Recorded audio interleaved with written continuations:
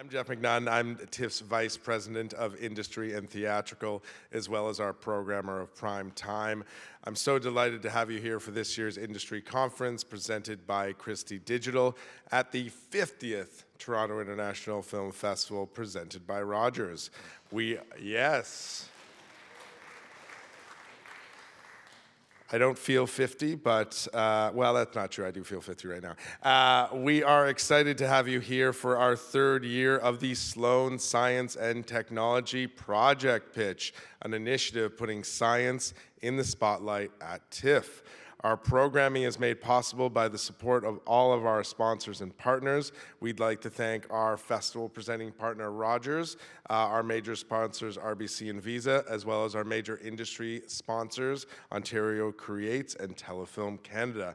And of course, the Alfred P. Sloan Foundation for sponsoring the Sloan Science On Screen program.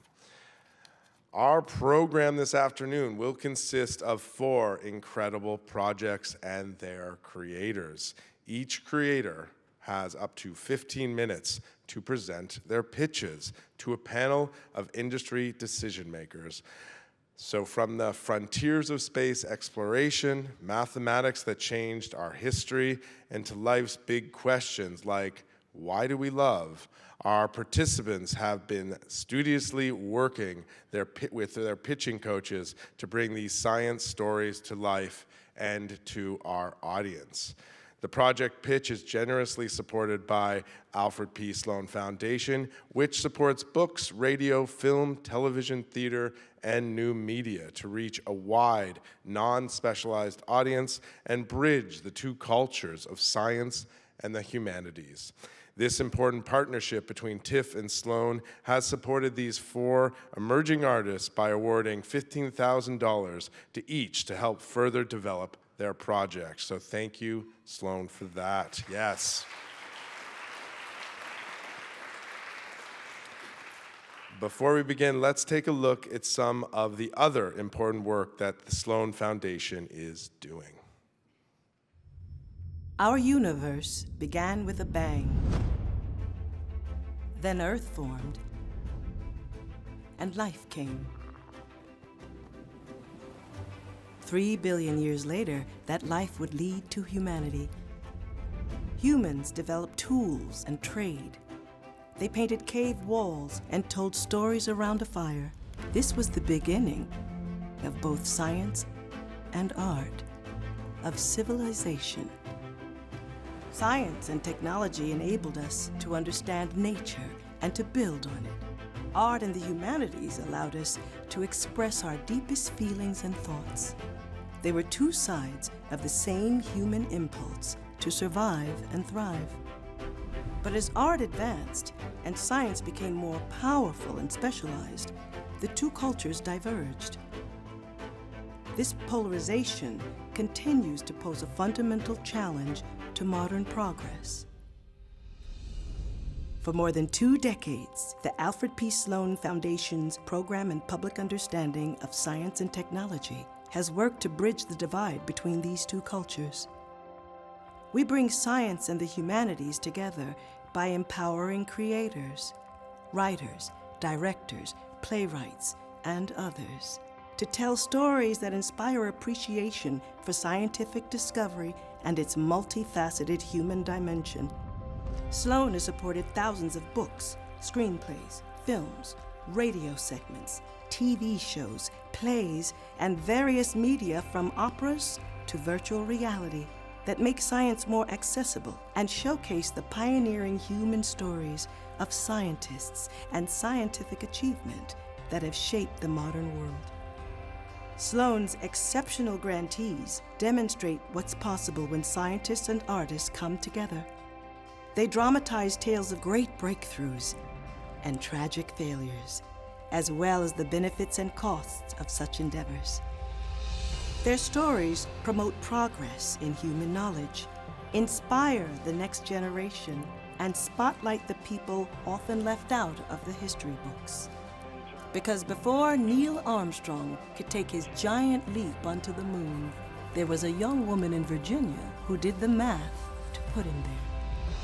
As civilization continues to advance, we'll need both scientists and artists to speak a common language and meet new challenges together. Because science is a primary engine of human progress. It touches every part of life on this planet, from our food and water to our climate and health. And it results from human curiosity, benevolence, and ambition. Now, more than ever, we must support artists with a moral, human-centered imagination to portray the complex and far-reaching role of science and scientists in the world, so that we may apply the deepest and most fundamental human knowledge for the betterment of all.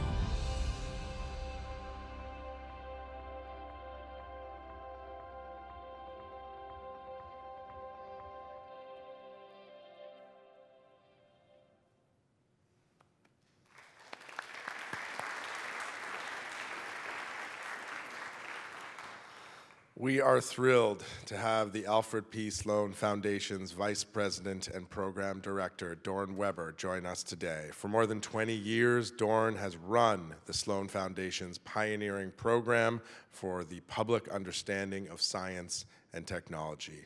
He has supported Pulitzer Prize-winning books, Emmy-winning television, Peabody-winning radio, Tony-winning plays, and Oscar-winning films. I should know that one. He also supports us, and we're big fans of him. Please welcome Dorn Weber. Hi, everybody. It's great to be here. As Jeff said, for our third year. That video you saw is a few years old, so if I was updating it today, I'd add a couple of things I want to mention. One is the film Oppenheimer, which you remember from a couple of years ago, won about 10 Oscars, crossed $1 billion. That was based on our book, American Prometheus. So pay attention to the Sloan book list. In addition to Hidden Figures, quite a few of them are slated to be turned into big projects. The second thing is we had a play this year that won the Tony Award for Best Revival about vaccine hesitancy called Eureka Day. And then another play of ours you will be hearing about. It's called Photograph 51. And it's about the discovery of the double helical nature of DNA made by Rosalind Franklin, and she will be played by Natalie Portman in a film directed by Tom Hooper from The King's Speech. So that's coming up. Again, more of the intersection of our various media programs. And then finally, which isn't in here, we just added in the last 2 years, we're now beginning to support YouTube and TikTok and creators on the media. So we're working with well-known people like Hank Green and SciShow, as well as lesser-known people like Zyla Foxland, who has a series about how you build an airplane from scratch, which she's been posting, and when she's finished, she's going to fly it. So that's putting your money where your mouth is. And then finally, for the screenwriters in here, as you know, in addition to our wonderful partners at Toronto, we have half a dozen other screenwriting development partners, which in a kind of farm system or development pipeline. So I just want to mention who they are, because they're offering grants as well. And in fact, 2 of the people here have won grants for those. So we continue to support filmmakers, because we know you always need more money to get your films done. So that they are Sundance Institute, Film Independent, SF Film, the Blacklist, and the Athena Film Festival. So again, they all will continue to give you grants for the same purpose. And then finally, for Toronto, the heart of the program, which you're about to see, is about this pitch session, developing new work. We also give out a $35,000 award for the best screenplay, and we also do 2 showcases, one at the festival, and which I strongly recommend tomorrow night at 7:30. It's called Silent Friend. It's a beautiful film. So anyway, with that, enjoy the rest of the show. Thank you for coming.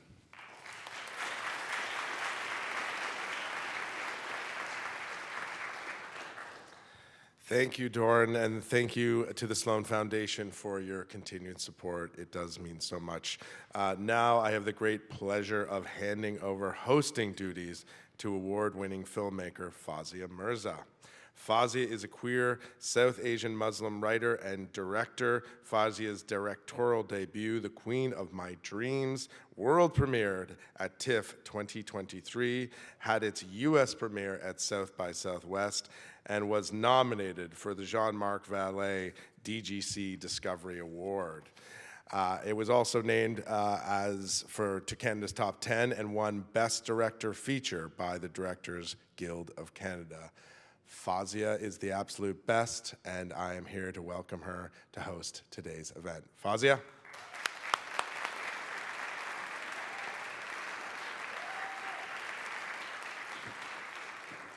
Hi, everyone. How are you? Can we? Oh, come on. You bring that energy. Yes. Science is fun. I am Fawzia Mirza. I am thrilled to be your host today for the Sloan Science and Technology Project pitch. I want you to know that as a South Asian, I feel like hosting this pitch competition is going to make my parents very proud of me. Finally, it's been a long road, as you can imagine. I would like to start today by thanking our pitch coaches, without whom this could not be possible, Irina Ignatieff-Alemka and Sabila Kurse, thank you so much, and our pre-selection committee, Dr. Spyridon Mikalikis and Dr. Kristen Boss, Kessela Childers, and Andrea Wilson Mirza. You may realize we have the same last name. Andrea Wilson Mirza is my wife, and hereinafter I'm going to call her Dr. Andrea. Our four panelists today consist of international leaders in the film industry and some of the most important and renowned decision makers working in the business. We are delighted to welcome the panelists. Our first panelist, Sam Shafagi, creative executive of Esmail Corp. Hi, Sam.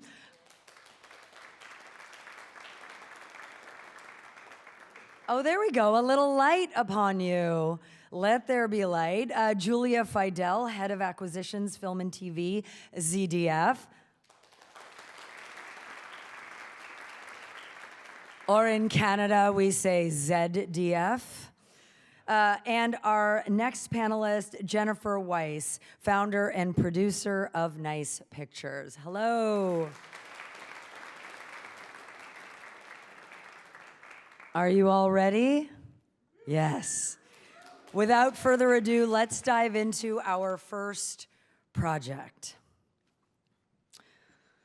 Tanju Özdemir is a US-based Turkish filmmaker from the Black Sea region whose narrative work explores the complexities of immigration, identity, and memory.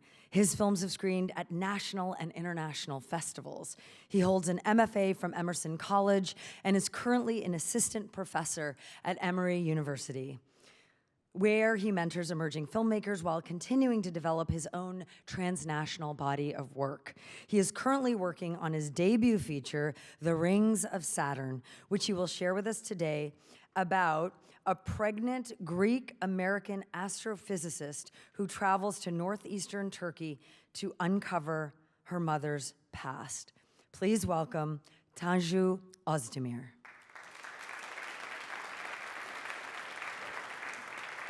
Thank you, Fawzia. Hi, everyone. My name is Tanju Özdemir. I am a US-based Turkish filmmaker from Samsun, a city on Turkey's Black Sea coast. As she also mentioned, I also teach and mentor emerging filmmakers at Emory University. My background is in physics, and my story and narrative work explores identity, memory, trauma, and displacement across generations. Today, I am sharing my debut feature, The Rings of Saturn. It is the story of a woman who is trying to visualize the unseeable, both in science and in her own life. In 2019, the world saw something extraordinary. This, the very first image of a black hole, thanks to 8 telescopes working together as one, creating a planet-sized lens. That image was historic. But what moved me most was this. We didn't see the black hole. We just saw its shadow, like a negative imprint. And it was made possible by a woman working in a field that was dominated by men. And that moment struck me deeply because it reminded me of a different kind of black hole that I have been carrying since my childhood. A silence left behind by the 1923 Greek-Turkish population exchange, a wound still visible both in the land and the people. That's what the Rings of Saturn is about, what has been lost and how women carry those absences and silences through generations. In the movie and in the film, we follow Ada, who is a pregnant Greek-American astrophysicist leading a global team, building the algorithm to take the first image of black hole, which is M87. As her team pushes forward, she decides to travel to Turkey, the Black Sea region, to trace her late mother's roots. There, she is following the trail of a village that her mother used to sing about in Romaica, a dying Greek dialect that was spoken before the 1923 population exchange. And also, it's a language she doesn't understand, hoping that it will bring closure and will give her something to pass on to her own daughter. But that belief is actually her flaw. She thinks that tracing her mother's past will fix what was broken between them, even though, as a scientist, she knows that uncovering something doesn't necessarily mean you have made sense of it. And there, she meets Leyla, a local anthropology graduate who gave up a PhD program in Boston to care for her grandmother, Dudu, who is slowly losing her memory to Alzheimer's. These three women form an unlikely constellation: a scientist, Ada, a caretaker, Leyla, and an elder, Dudu, whose unraveling memory becomes kind of a map for all of them.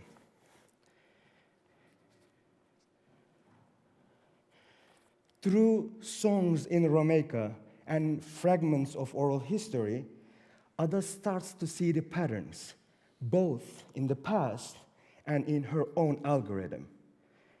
She moves through fading frescoes, vanishing churches. She attends a woman's funeral who was killed. She threads tobacco, picks hazelnuts, just everyday ritual that echo fragments of data, patterns of loss, and traces of resistance. Actually, these fragments give her the rhythm and the focus that she has been looking for a long time. Yet, she is still stuck, searching for a way to prove how her work is unbiased. And this story isn't just about discovery. It is also about rupture. Leyla faces pressure from her possessive ex. Dudu wants Ada to take Leyla, her granddaughter, with her to the US. That's her wish. And in the meantime, the village's patriarchal norms tighten even further. Ada decides to join these women, resisting a dam project that would flood their past, that would flood their home, echoing how women in Turkey still fight erasure today, from femicide to displacement. And in protest, they sing, they dance, refuse to be erased. And when Ada and Leyla dance like two celestial moons, Dudu watches and feels that her wish for her granddaughter Leyla might come true. Immersed into these women's stories and resistance, Ada is haunted by these erasures, erasure of language, memory, and women's voices, the same way she is haunted by the gaps in her own data. And she knows she must have to return to her work. And it is through her search in these silences that she discovers the key to her scientific impasse. She realizes that just as she can't force her mother's story into a neat resolution, she can't force her expectations onto the data. So it has to be tested blindly. Stage by stage, the noise in her data settles. It gathers itself like fragments drawn into an orbit. And then Leyla, Dudu's granddaughter, and Ada's guide vanishes. We do not know if she left or if she was taken. But in a country where femicide is widespread, every man carries suspicion. Ada decides to stay. She stays with Dudu, with the search for Leyla, even though her team in Boston pressures her to return to finalize the image. And by the end, Ada receives the final image of the black hole. As fire encircles her, hazelnuts burning in the same circular pattern as M87. And this is the moment where the personal and the cosmic collapse into one. We never really know what is inside a black hole, but what we only know is what disappears into it. And I think this is true for history too. The Rings of Saturn asks, what if memory, like a black hole, can only be seen through its shadow? I came to this story because I was raised on the edges of what was missing. My grandparents spoke about neighbors who vanished. Every summer, we harvested hazelnuts around the ruins that we were never supposed to ask about. Later, during my physics studies, I became drawn into the invisible in the universe and how we try to make sense of it. When I turned to filmmaking, I returned to those silences and stories and the woman who kept memory alive through songs and laments. Yes, the story begins with a scientific quest, but also lives in the quiet moments like threading tobacco, singing laments, and eating watermelon under the fig trees, and trying to name what has been lost so far. And visually, it blends observational realism with poetic surrealism. To help you to understand maybe a little bit more, think Zhajanka and Verisatokul, intimacy and cosmic scale side by side. All these archival fragments, Romaica laments, and dreamlike images shape our scientist Ada's emotional journey throughout the film. And to tell the story with care and accuracy, our team includes 2 US-based producers and 1 in Turkey, a woman Turkish astrophysicist, Dr. Burçin Mutlu Pakdil from Dartmouth College, cultural advisors in anthropology, music, and memory, and fortunately, creative support from acclaimed Turkish filmmaker Reha Erdem. So far, thank you. So far, I have completed several drafts of the script, and I'm working closely with our advisors to gather more feedback before we move into packaging and co-production, and of course, with support from Sloan. It took 8 telescopes to image a black hole. And in the rings of Saturn, 3 women and the baby one of them carries becomes kind of a lens, powerful enough to see and to glimpse into a trauma that was nearly erased. Science here isn't a metaphor. It is the method by which the unseen becomes visible, both in the cosmos and in ourselves.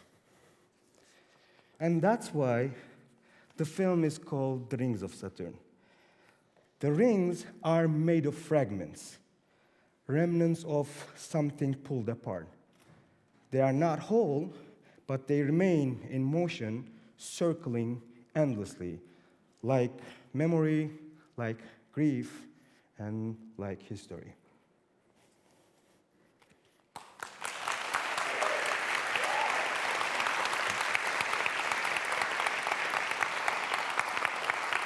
Let's give it up for Tanju. That was incredible. Thank you. Thank you very much.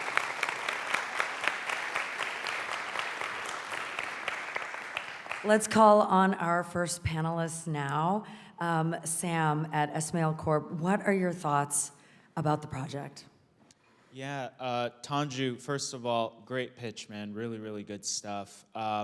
It's funny, as you were talking, I just kept thinking to myself that you took a very popular story, something that all of us have heard about, which is the discovery of this black hole, and you found a way in that I don't think anyone else could have done. And it's always really, really nice and special when there's a story that only you can tell.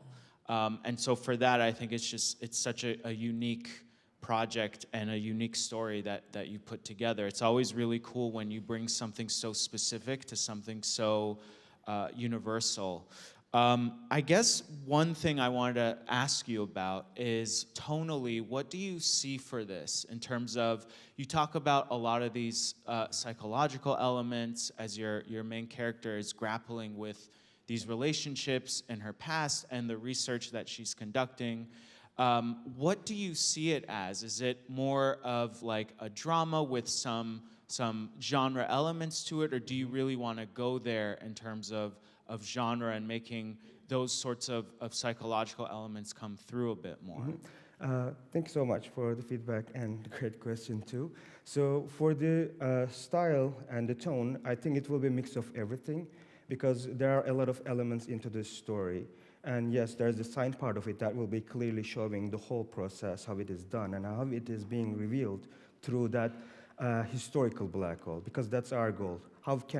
That has been my goal. How can I converge like a physical black hole with a historical one through the perspective of women, which has not, to my knowledge, has been done in Turkey for the Greek-Turkish population exchange. So in that sense, there will be a lot of like elements in it. So yes, it will be a drama, but including all the like joy, like fragments of memory, losing it, bringing it together, and of course there will be thriller part of it too, because of that femicidal,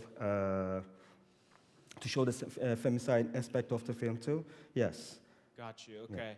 Yeah. One other thing before we move on, I just wanted to ask you about was, in terms of these three storylines that you're grappling. Well, actually, the thing that I wanted to ask you about was this Greek-Turkish exchange that you're talking about. I had actually never heard of this before, so I think what you're doing with this story is putting a lot of people onto this issue.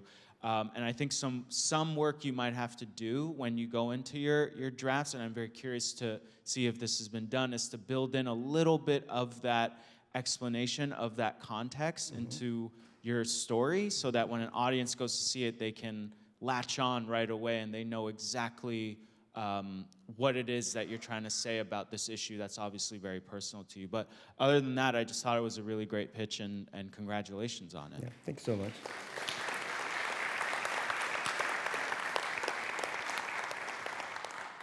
Thanks so much, Sam. Let's hear from Julia Fidel from ZDF.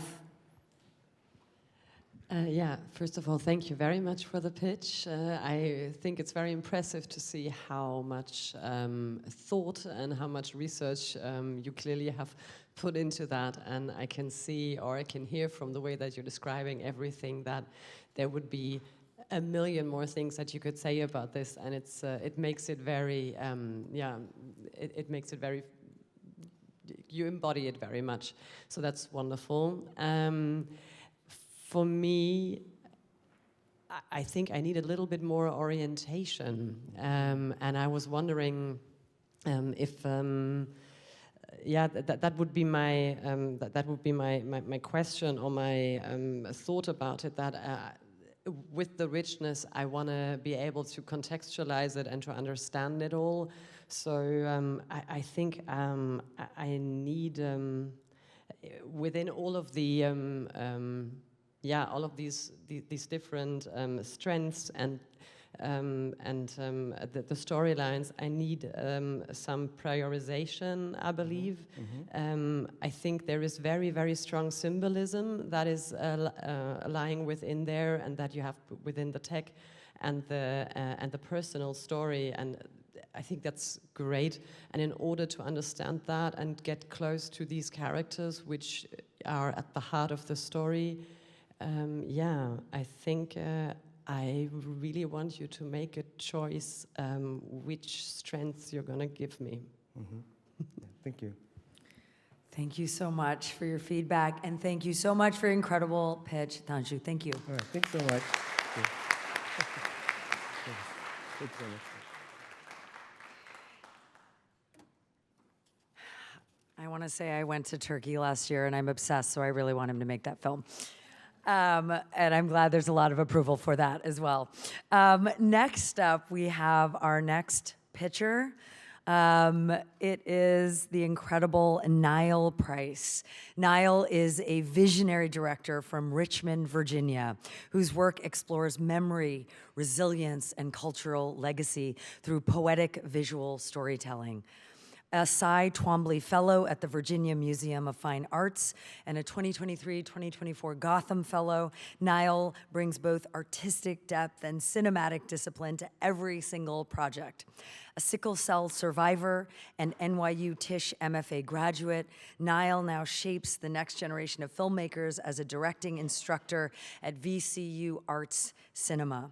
His short, For the Moon, inspired by astronaut Ronald McNair, won first prize at NASA's Cinespace and screened at the Martha's Vineyard African American Film Festival. Niall continues to explore the important legacy of Ronald McNair, which we will now hear more on. Let's welcome Niall Price and the powerful story of McNair.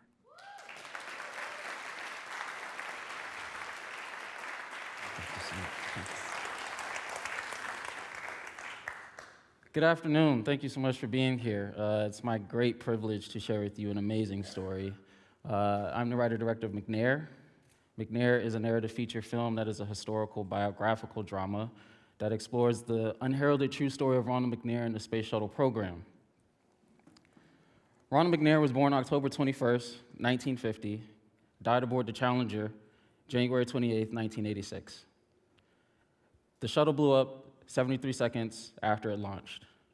But before this great tragedy, he was just a boy. Ronald McNair was a precocious young child from the rural town of Lake City, South Carolina. Now, despite its name, Lake City harbors no lakes, only tobacco fields. As a young boy, Ronald McNair picked in these fields to make ends meet as a sharecropper for his family. And then one day, he had enough. And at 9 years old, he walks a mile into town, into an all-white library where he refuses to leave without his science books. 20 years later, he joins NASA at the Space Shuttle program in their most diverse class in its history, Astronaut Group 8. This was a remarkable time in the 80s. Superman graced the big screen, Atari captured our hearts, Nike redefined the running shoe, and NASA redefined what it meant to be an American. Kennedy started the space race with the saying, "We choose to go to the moon not because it is easy, but because it is hard." Well, it did get very easy for us. We were going quite frequently. The public interest in spaceflight waned, and the government, because of unreusable spacecrafts, was about to restrict funding for NASA. So what was their genius idea? Built the space shuttle. 122 feet long, 78 feet wingspan, nearly 60 feet tall in height. It was a monument in engineering achievements and spacecraft innovation. The space shuttle was used to build the International Space Station, and its purpose was to conduct weekly missions. NASA enlisted diverse astronauts to build a group that looked just like Americans. Our story starts with Ronald McNair interviewing for NASA. Ronald and Cheryl move to Houston at the start of the Space Shuttle program, and we watch Ronald McNair undergo extensive training mentally and physically to become an astronaut. We also watch his wife, Cheryl McNair, break away from the identity of domesticity, something that was common with a lot of women during the 80s, because this was a time of repression. Many people were trying to break forward. The 80s was a time of innovation, forward thinking, progressive thought. Cheryl enlisted as a training specialist. They were responsible for taking all the NASA jargon and putting it in layman's terms for the new astronauts who were not familiar with scientific achievement, scientific facts. Along their journey, Ronald McNair faces struggles from the things that he dealt with in Lake City. It was a segregated time. Ronald McNair did not get to learn how to swim. But there's a neutral buoyancy lab test that he has to pass in order to learn how to walk in space flight. One of his colleagues, Guy Bluford, and Frederick Gregory, two other black men that also break this color barrier with him, take him under his wing and help him learn the ropes, teach him how to swim. All the while, Cheryl is still trying to break free from this identity of domesticity, and Cheryl is also trying to juggle being there and supportive for her husband and wanting to build a family. Along the way, Ronald McNair does get his wings and becomes an official astronaut, not just an astronaut candidate, which is what they called him. Cheryl gets pregnant with their first child, Reginald. Ronald is also tapped to be the first black man to go to space. One night, on their journey home, they suffer a terrible car accident a month away from their child being born. This rushes Cheryl into labor and takes Ron off the flight list for a full year, having suffered extensive rib breaks and other bodily harms. This is what brought me to this story. I understand Ronald McNair's story very deeply because I had an uncle when I was 16 years old pull me to the side at my birthday and tell me, never let the next person outwork you. You're only defined by your achievements and your work ethic and what you do with them. In the same year, I'm in high school. I'm a recovering sickle cell patient, fully cured. But during this recovery process, I had a teacher tell me that I lacked work ethic. And I was the laziest student they ever met in their life. None of which was true, but I was reminded of the same words that my uncle told me at my birthday. I bring this up because Ronald McNair is a man who was never told that he was enough. This story traces the aches of a man navigating a white world that praised achievement and withheld acceptance. Ronald McNair, after his accident, didn't have the bravery and the courage to sit with himself and reckon with who he is without his achievements, because the world never told him that he was enough. This film has been a very coming-of-age development for me in the development of this script. Why? Because the essence of this man, I learned, we're better than what this world allows us to be, if only we're better than what we allow ourselves to be. Now, how am I going to do this? NASA's on their last leg, so one of the things that I like to do is showcase NASA in an dilapidated state. Dingy walls, sterile clean interiors, tight frames. But I like to contrast that with the love and the intimacy of the Black household. I'm very much inspired by photographs of Gordon Parks, Dawood Bey, Carrie Mae Weems, but specifically for their single source lighting. This series up here, Kitchen Table Series by Carrie Mae Weems, is very inspirational to me because it defines what the pillar of our community is.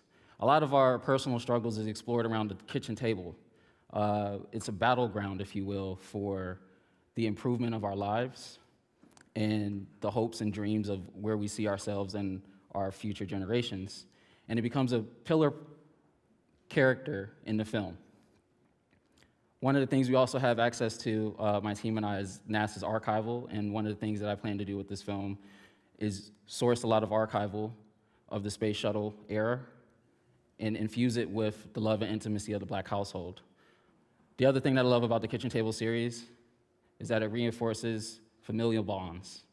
This film is about love, duty, sacrifice, and the things we do for the ones we love to create a better world, to help us break out of this repressive box that the world puts us in.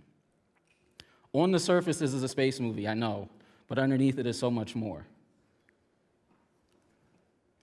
3 years ago, I came to Toronto with a proof of concept film called For the Moon that explores Ronald McNair's journey into the library. We garnered 3 awards, after our world premiere at the Toronto Black Film Festival. Following these awards, I penned a feature script with the blessing of the family, having received the life rights, and received the 2023 Sloan Award for Best Screenplay at NYU. Where am I at now? My team and I are looking for funding, trying to attach our stars, and this film will now be featured in the very library that Dr. Ronald McNair desegregated at the age of 9 years old. It's been turned into a life memorial center in his honor, and will be unveiled next month as a centerpiece in his honor around his birthday. One of the things I love about thank you so much. Dr. McNair is a great inspiration to me because he's a dreamer. And he always believed that before you can have a dream, first you must have one. Before you can achieve a dream, first you must have one. And he did achieve his dream. His dream did come true. And it's been my great pleasure today to share my dream with you. Thank you.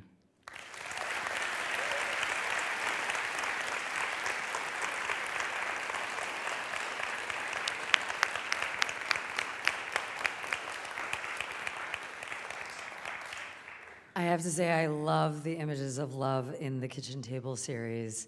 Really, really beautiful. Let's hear from our panelists. Jennifer at Nice Pictures, you're first up. Yes, wow, that was extremely impressive and thorough, and I think you're going to be making your film soon. That's how I feel. I mean, I love that you have. I agree. The kitchen table series sort of sealed the deal for me in terms of the visual and an understanding of how this bigger world of Nassau. Of course, you're going to combine that with your own personal understanding of love and what it means to live in a home full of love. I think just you covered off the story, you covered off the aspirations, you talked about your personal entry into it, you gave us a visual, you have the support of Nassau, you have the support of the family. It seems like you've done everything kind of properly, and I think you will probably just continue on your journey with this and make this film. I guess for me, it's like, what do you need from like, what can you do as a community here today? What could we offer you? What are you struggling with still? Are there still, issues where you're not feeling confident? Because it's kind of amazing. Thank you.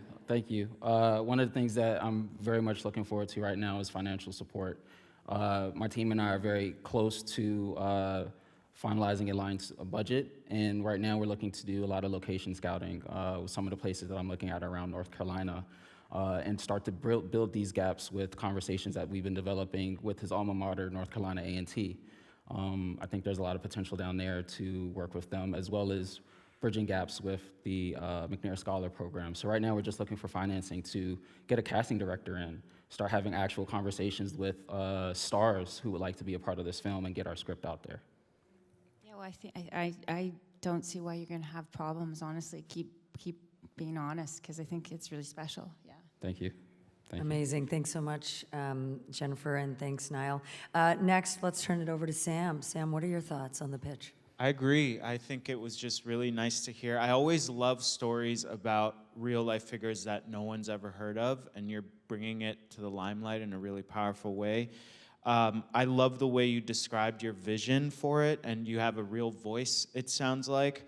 The one thing I want to ask you about, well, two things. I think I totally understand where you're coming from with like the casting of it all. I don't see how an actor wouldn't respond to a role like this. It's very powerful, and I think there's so much depth and meatiness to it that I hope you have success in terms of getting a read from someone who will get you the funding that you need.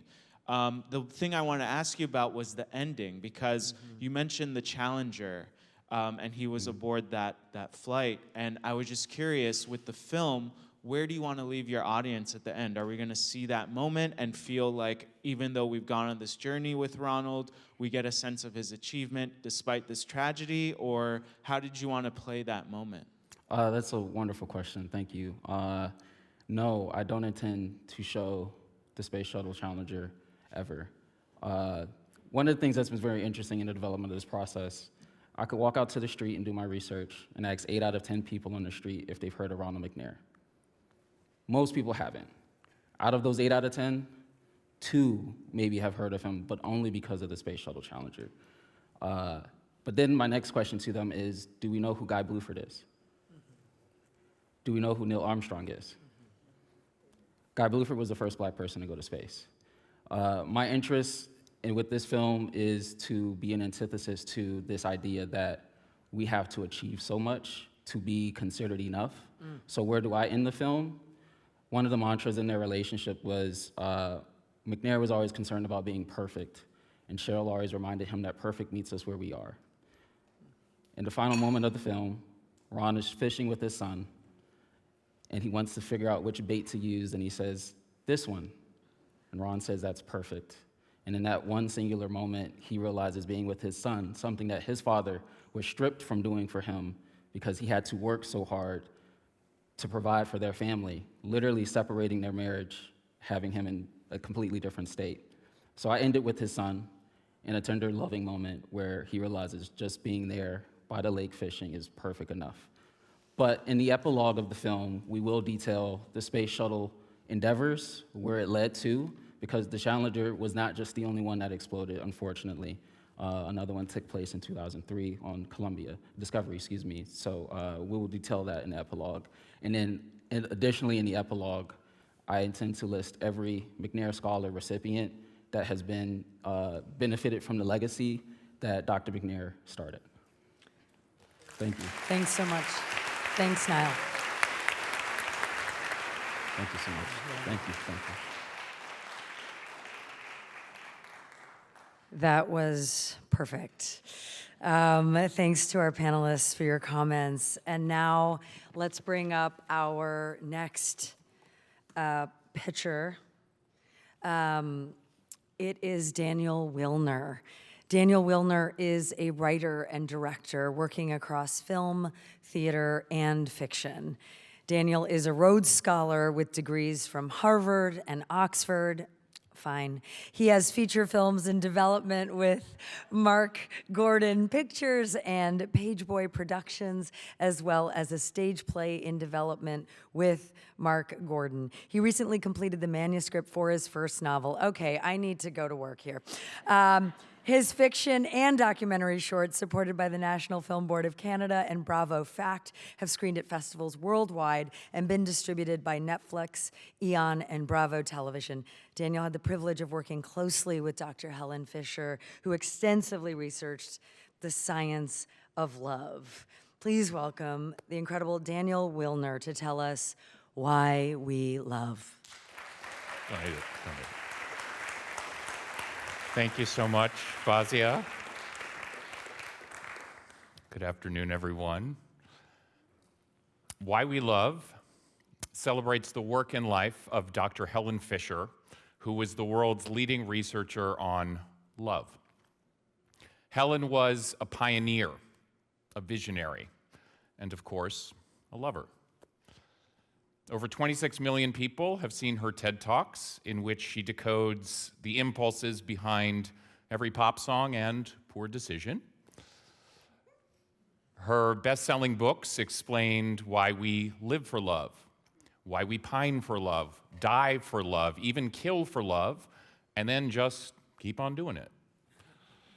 And she was the chief science advisor to the Match Group, which gave us Tinder and Hinge, where she used her research to help countless people find lasting partnership. Helen had a lifelong quest to prove that love isn't something metaphysical that we could never understand, but rather that it lives inside us, in our bodies and in our brains, that we're wired for love, that it's a universal, basic human drive as widely shared as hunger or thirst. Why We Love tells her story within a broader ensemble dramedy. It's set in New York City, heartbreak capital of the world, where Helen lived and worked. And while she did her most consequential research about 20 years ago, we set the film today to show just how relevant her work still is in our modern world with all of its swiping and pining. In the film, we follow three strands in parallel that are constantly interweaving. First, there's Helen's scientific quest to peer inside our brains and to really discover what drives us in sex and romance. At the same time, we're getting to know 4 characters who are going through her brain scans, and each of whom is wrestling with their own unique romantic challenge, and each of whose brains is teaching Helen something unique. And there's Helen's own romantic misadventures, because for some karmic law I don't understand, it seems like it's always your mechanic's car that makes the weirdest noises.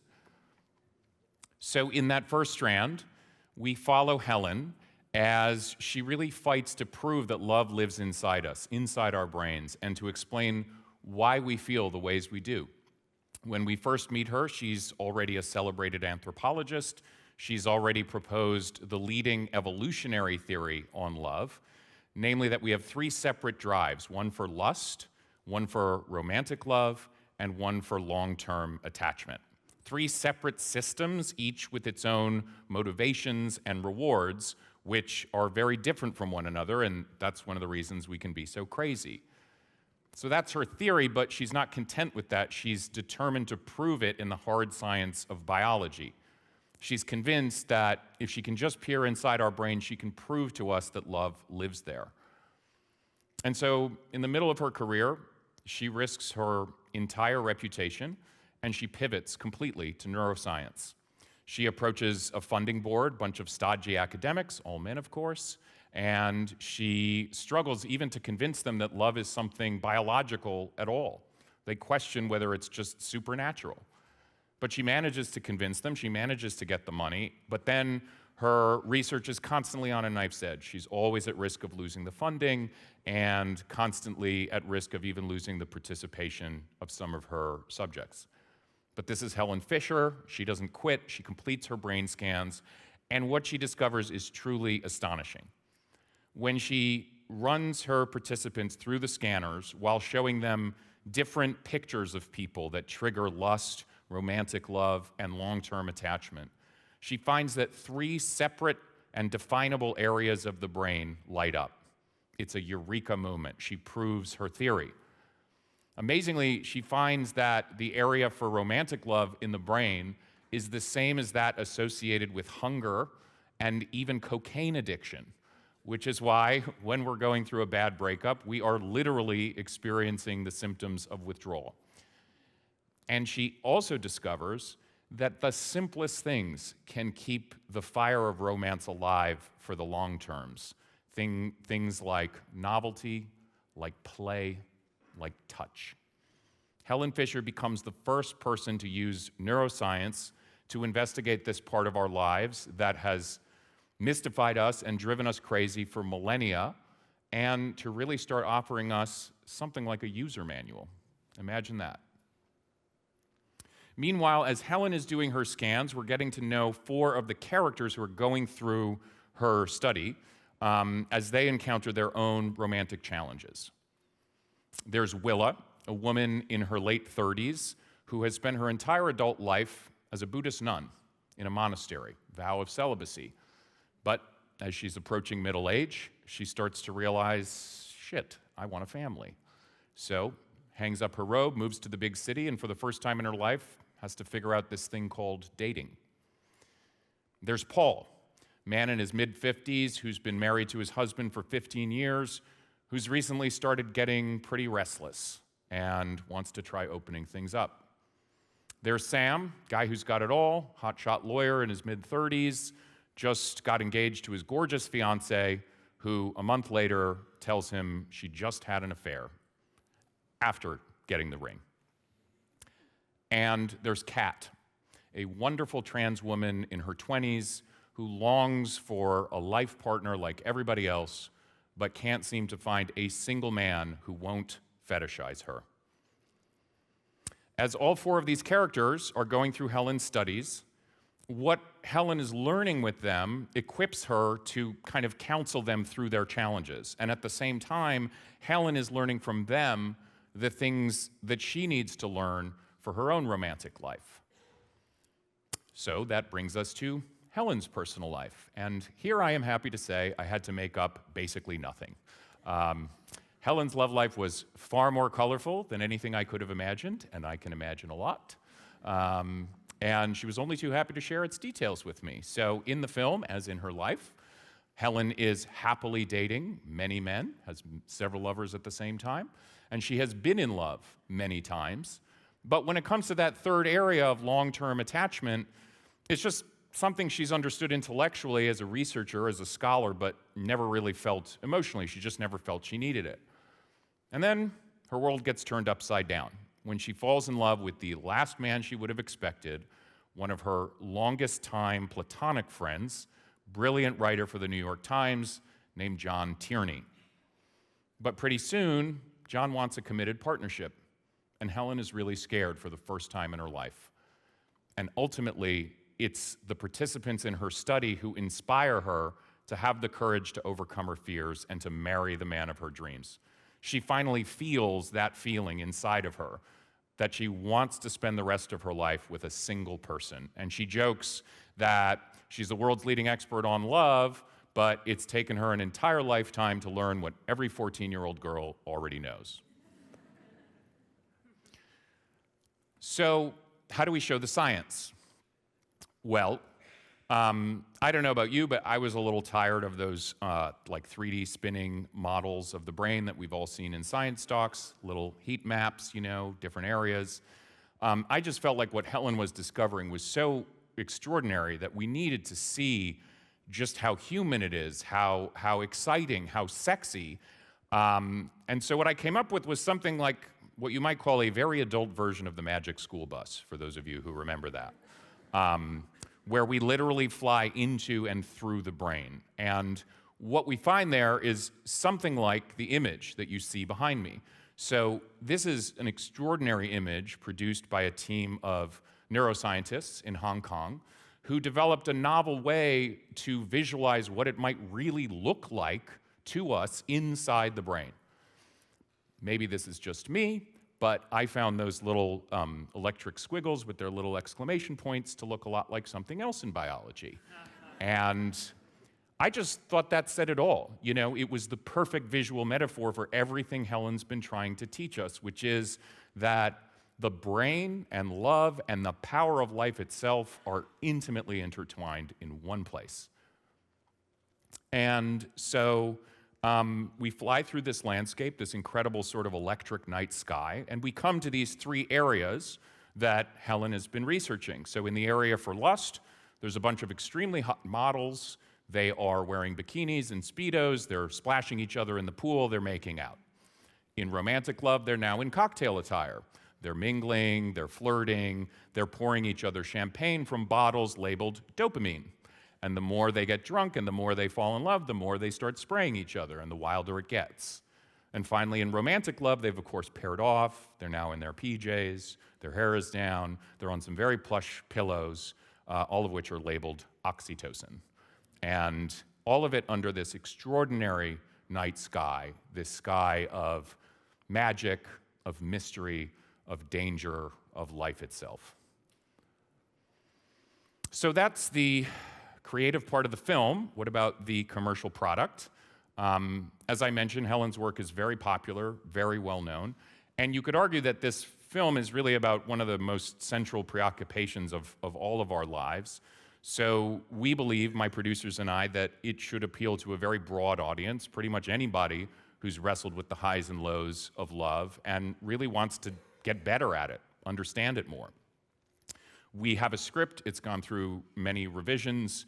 We have a producing team, as I said, one of whom has a first look deal at a major studio, and we've started making offers to talent for the role of Helen. And so now what we're looking for, particularly here, is to find the right partners when it comes to financing and distribution, partners who are really going to share our vision for this product as something that can be smart and sexy and entertaining and broadly appealing all at the same time. So I'll just close by saying that just about a year ago, right around this time of year, Helen very sadly died at the age of 79, and I was really heartbroken. I wept when my producer texted me. And through this, as Fawzia said, Helen became a really close collaborator and really a friend. And we just kind of adored each other. And I really miss her a lot. And so, as you can imagine, when I set out to write the script after she died, I felt this terrific sense of responsibility to do right by her and her work and her whole life story. And particularly to capture what I feel is really the beating heart of it all. I'm also a Zen Buddhist, and I have taken a vow to help all beings awaken to the deepest truth of our lives. And it is this truth that I feel Why We Love conveys really poignantly. When I first told Helen I'm gay, she said, you know, Dan, at the level of the brain, when it comes to love, gay people and straight people look exactly the same. There's no difference, look exactly the same. We're all wired exactly the same when it comes to love. And I feel like the implications go so far beyond gay or straight. So what is this fundamental truth that this film is going to help us awaken to? Well, it's that in the midst of all of our differences, no matter what else is arising, we all share the same fundamental nature. And what is that nature? You guessed it. That nature is love.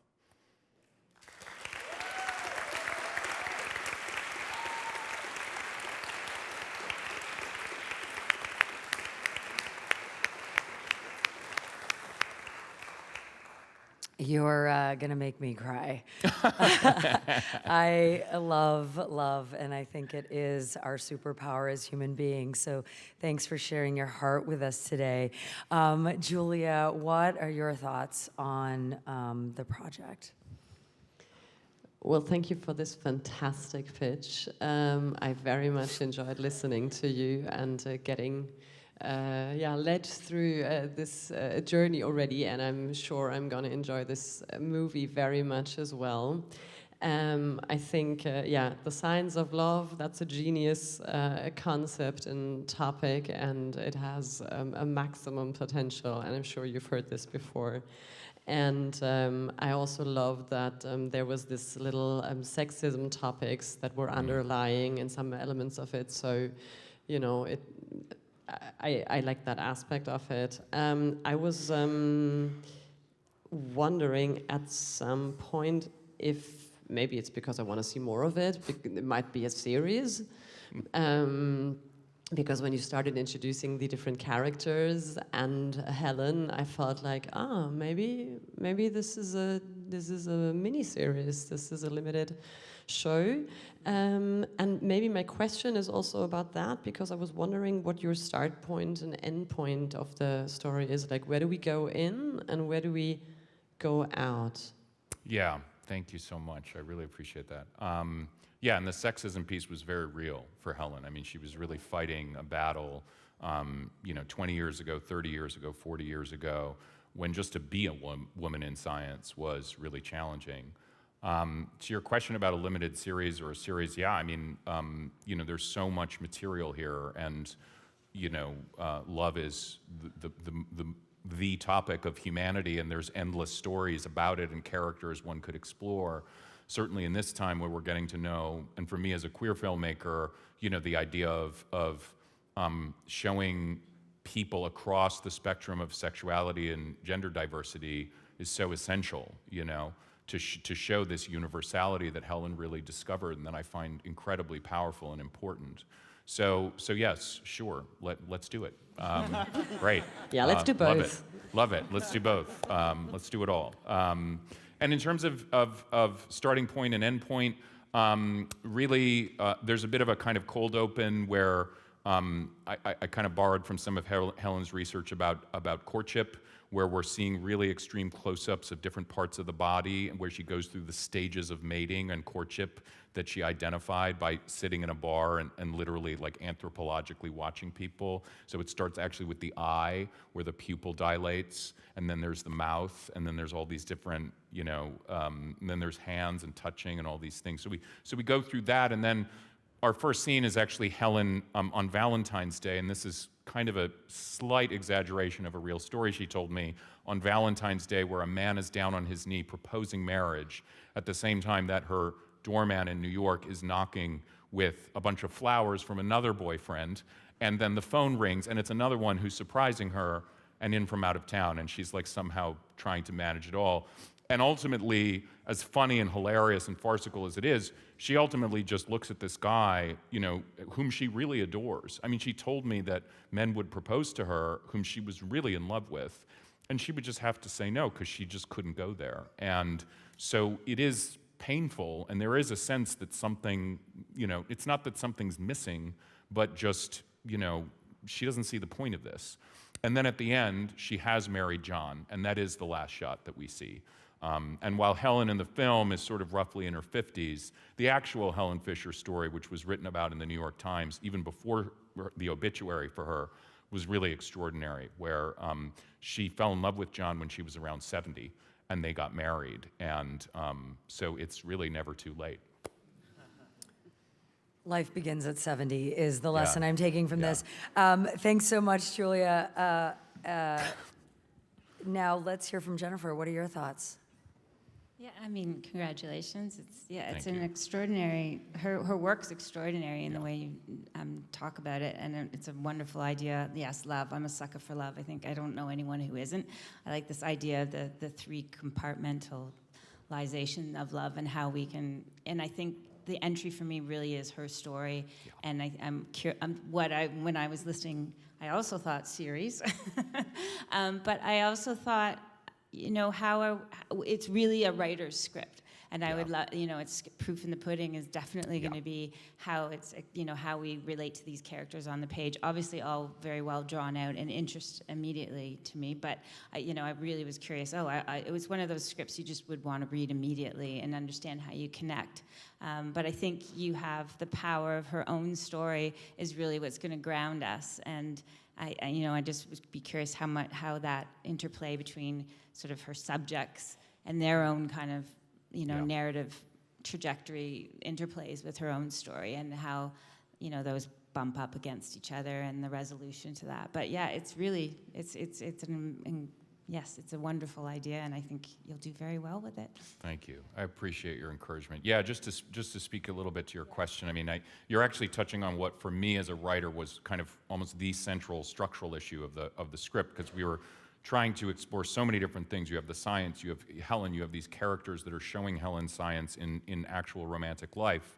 And then it felt so essential to me for those to all feel of a piece, right? For it to feel like one, and so Helen is learning from her subjects are learning from her. They're kind of almost fighting her to get, you know, she's reluctant at the beginning as a scientist to say anything to them, you know, but they start coming to her for guidance, and she starts getting closer to them, and then also learning from them as she's inspired by, you know, the choices they're making and the decisions they're facing, you know, to really confront this dilemma in her own romantic life with John. So there's kind of a sense of it's kind of silly almost to use the word like symphonic, but it's like these three voices or lines or parts of the orchestra that are constantly kind of playing with each other and dovetailing. And what emerged in the actual writing, which can only happen when you're sitting there and things surprise you, is this kind of almost like harmonics where something would happen to one character and then it sort of ripples through. You sort of realize there's these echoes across them. And it's almost like they're this group consciousness that's awakening together to this kind of broader wisdom of love that Helen is teaching us, including her, you know. So I really, that was for me one of both the most challenging parts of the script writing process and also the most rewarding, because it felt really kind of like there was a beautiful energy to it. Yeah, so thank you. Thank you so much. Another round of applause for Thank you. Daniel.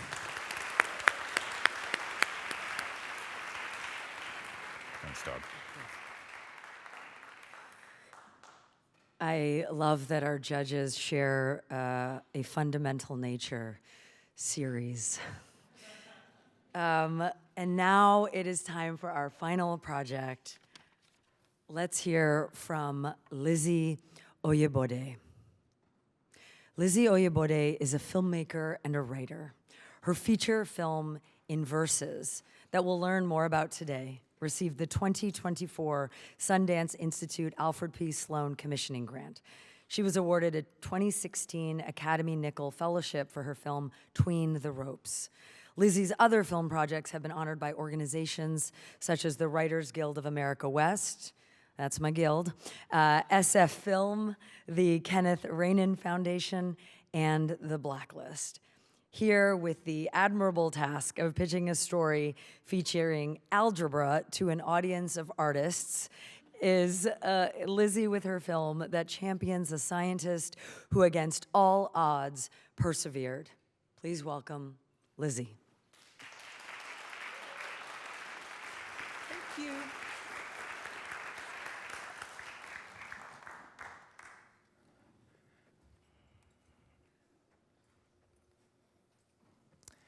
When we think about mathematics, we think about rules that are set in stone. It takes a truly brilliant mind to question those rules and challenge the assumptions that exist behind them. A mind like Emmy Noether's. She is a German-Jewish mathematician in Nazi Germany, and she is the protagonist of my film. It's English language, and it's inspired by true events.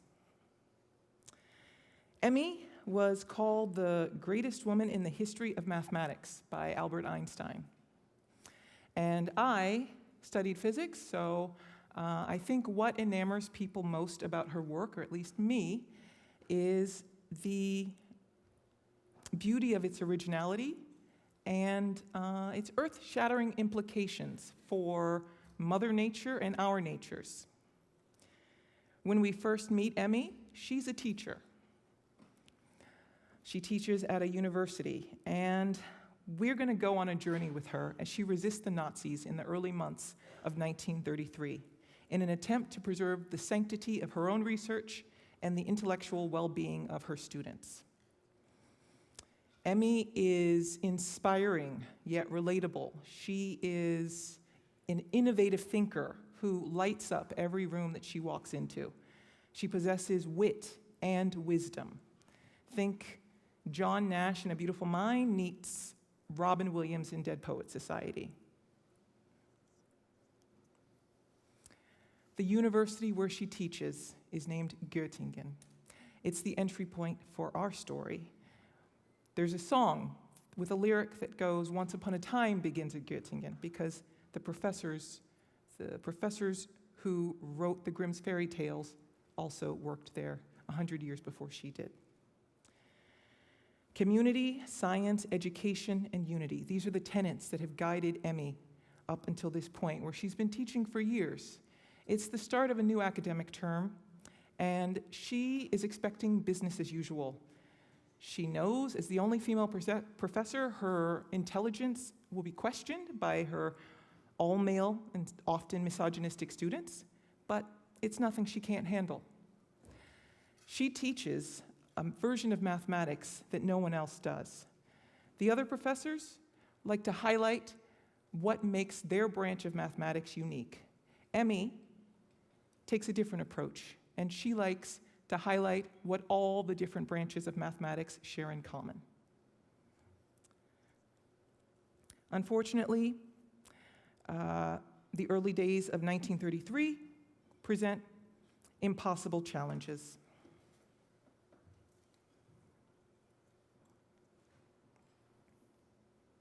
German parliament has been set ablaze.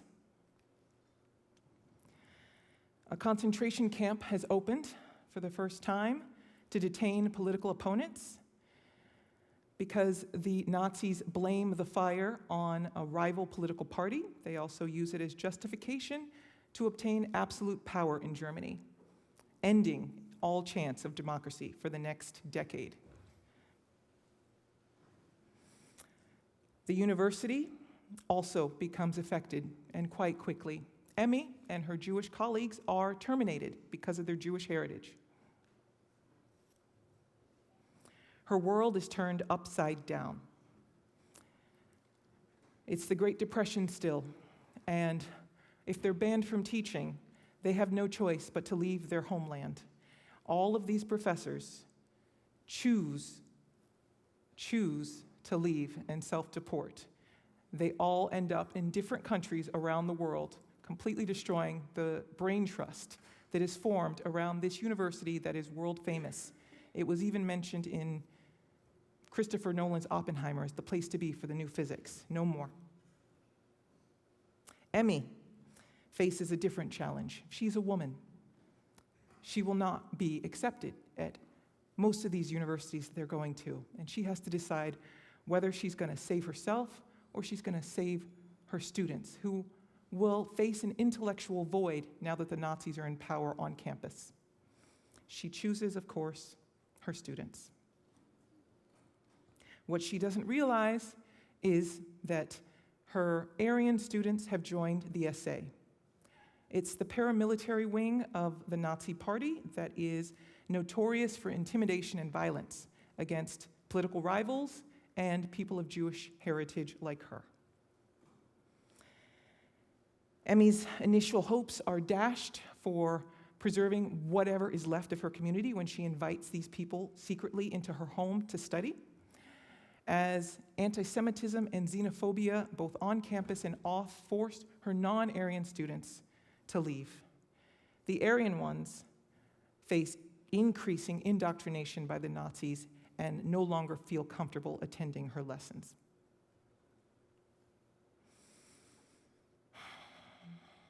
Emmy is at a complete loss. She feels hopeless and no longer has a purpose in life. Just in that same moment, Nazi leadership is informed of her secret teaching, which has been banned, of course, in Germany. A plan is put in place to send her as the first woman to a concentration camp. Thankfully, and before that can occur, she manages a harrowing escape to America, where she spends the rest of her days living as a refugee. Her Aryan students continue her legacy in Nazi Germany by continuing to promote her new math. This film joins a lineage of films about well-intentioned educators who put themselves in harm's way while looking out for the health and well-being of their students. Films like Dead Poets Society, all the way up to A Teacher's Lounge. In terms of supporting characters, in addition to Einstein, there's going to be a who's who of mathematicians and physicists from the early 20th century, including one David Hilbert, seen here on the left, whose name was synonymous with mathematics in the early 20th century. He is the person who brought Emmy to Göttingen in the first place, and he is the person who stood by her when she was not allowed to officially teach. She was allowed to teach under his name for many, many years. He stands helpless as well as the Nazis destroy everything that he's built and the institution that previously had worldwide recognition. It's really hard to list out Emmy's accomplishments because there's so many, but the ones that she's most recognized for are her contributions to Einstein's general theory of relativity, the field equations that he had trouble finishing. He spent years on this theory. It was his new theory of gravity, and it was very controversial at the time, and the math just didn't seem like it was right, and she helped him figure that out. He was able to publish his paper months after meeting her. In the process of helping him with the general theory of relativity, she birthed the theorem that has helped to guide physics into the 21st century and beyond. It bears her name, Newton's theorem, so please look it up. And, of course, her efforts to unify mathematics and mathematicians will serve as a bulwark of this story. Visually, I imagine this to be an elevated Grimm's fairy tale. It's a story of good and evil. So there will be dark and light. And I also have drawn visual cues from films like Amelie and the art of surrealists like Salvador Dali and architecture and decorative styles like the German version of Art Nouveau.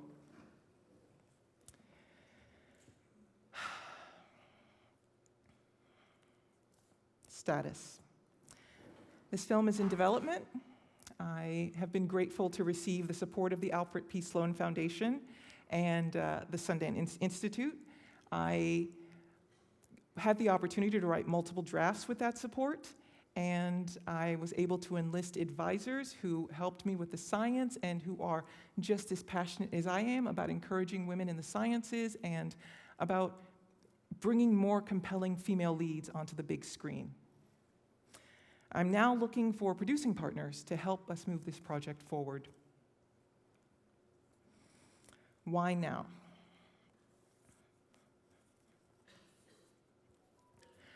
This film is first and foremost a celebration of Emmy's life and work.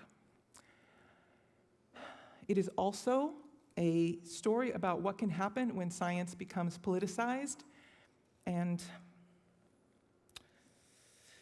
the early months of the Nazi regime set the stage for the years of violence, repression, and war to come. An attack on Parliament, the detention of political opponents and undesirables, the firing of civil servants, and the dismantling of a nation's education system. Emmy's final months in Germany serve as a cautionary tale of the dangers that authoritarianism can pose to science, education, freedom of expression, to women, but not just women, to minorities, but not just to minorities, to all of us. We're entering a new chapter of politics and tech that feels unfamiliar and all too familiar. If we want to be mindful of what we want our society to become, I think it's very important to bear in mind what was best about what we had. Empathy, moral courage to dissent, pioneering spirit to discover and share science. We ought to focus on people like Emmy Noether, shine a light on them, and not on the people that we seem to see in the news on a daily basis.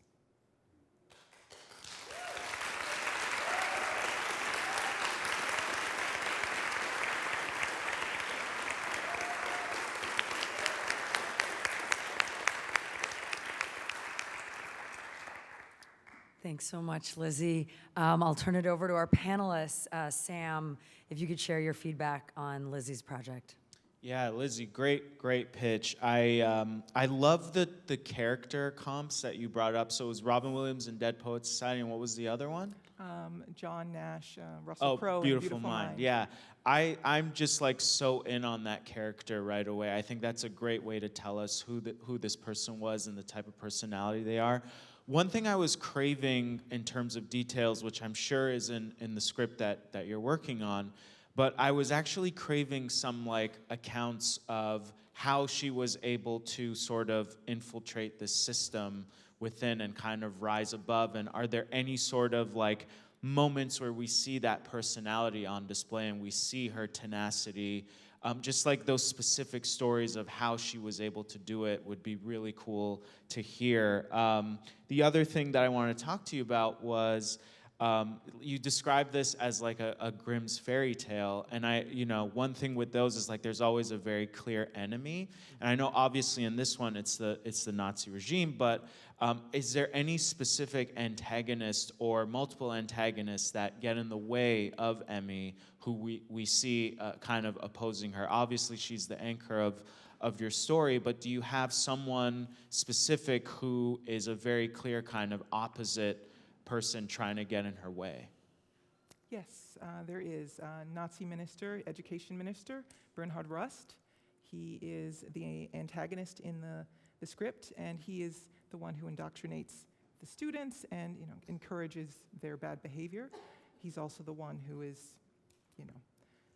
the one who's kind of destroying her life's work and the life's work of all these other professors. Got you. Okay. The other thing I wanted to say was I thought your visual references were really unique for something like this. I think when you talk about this sort of story, people's minds go to something like, you know, a drama that's sort of straight-laced in terms of execution, but to draw upon those very colorful and visual films, I think has me thinking about this in a completely different light. And just from a story perspective, it sounds really powerful because even though you know, she has to escape, and it feels like a losing moment for her. Her legacy lives on in those students. So really great work. Thank you.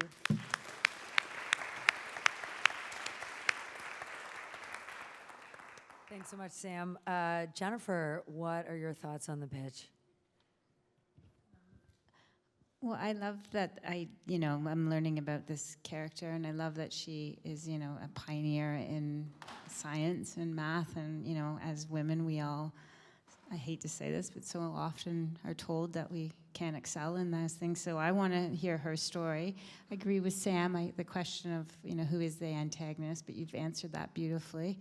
And I think also for me, the why now is really important, and I think, yeah, I think that also kind of goes into this idea of, you know, I'm curious what the scope of the film is, and how much of intimacy we're going to have, because I also want to have moments where I get like inspired by her brain, and I also want to hear more about the fact that her sort of her students who betrayed her, how they carry on with her legacy of work, and, you know, the moral and ethical complexity of that. So I think there's a lot going on, and obviously very curious. I'd be very curious to read it. But well done. I think and obviously I want to hear more a little bit about your personal attachment to this, and you know, I would like to know, what your goal as a filmmaker is, you know, for the film. You know, what is your end goal? I think that's a really important question I'd want to hear. So but congratulations. Yeah. Thank you.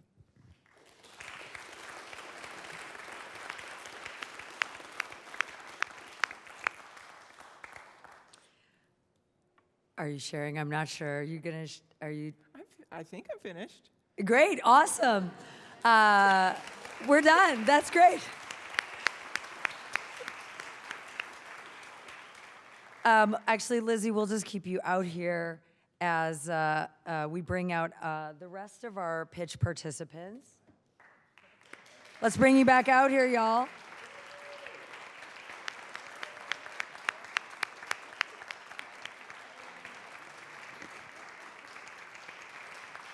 A round of applause to Tanju Ozdemir, Niall Price, Daniel Wildner, and Lizzie Oyebode.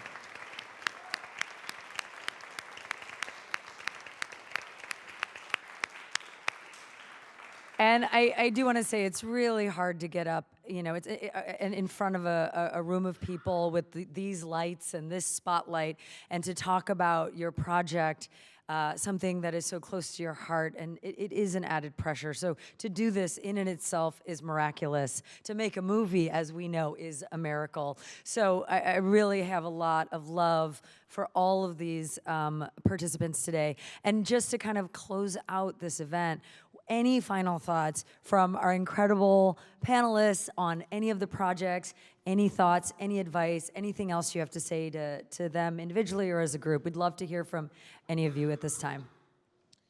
I was just really impressed with all the stories. I think they're so unique. There's so different ways in, one thing that I love about what I get to do is that stories kind of build bridges between people. Like, you can't always say how you feel, but I can throw a movie on and tell someone how I feel. Yeah. And I think, like, what they've done is found a way into telling who they are through their, you know, their stories. So it was really cool to get to hear everyone's kind of individual voice.